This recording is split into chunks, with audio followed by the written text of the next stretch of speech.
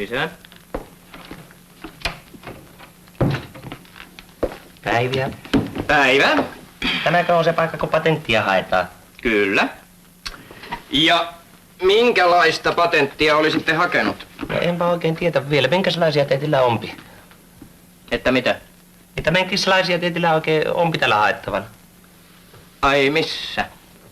No täällä kun tämä on patenttien hakupaikka. Ei täältä kuulkaa patenttia haeta.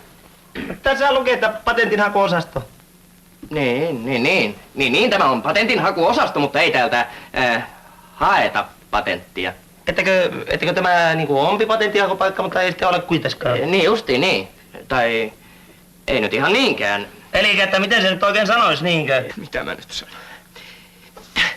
Te voitte kyllä hakea täältä patenttia, mutta ette te voi noutaa niitä täältä.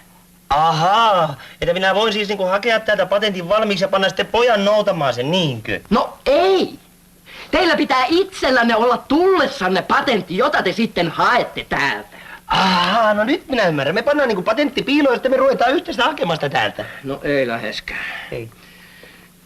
Kuulkaa, saanko mä tehdä yhden kysymyksen? Kyllä, totta kai, olkaa ystävällinen vaan. Tiedättekö te, mikä on patentti? Selittäkää ihan omin sanoin, mikä on patentti. Oho, se tuli niin äkkiä. Patentti on semmonen tappi eli masto, joka laitetaan ratiossa johtolla kiinni tähän kohtaan näin, että se kuuluu paremmin. Se on, kuulkaa, antenni! Hetkinen. Aivan oikein. Niinpä se onkin antenni.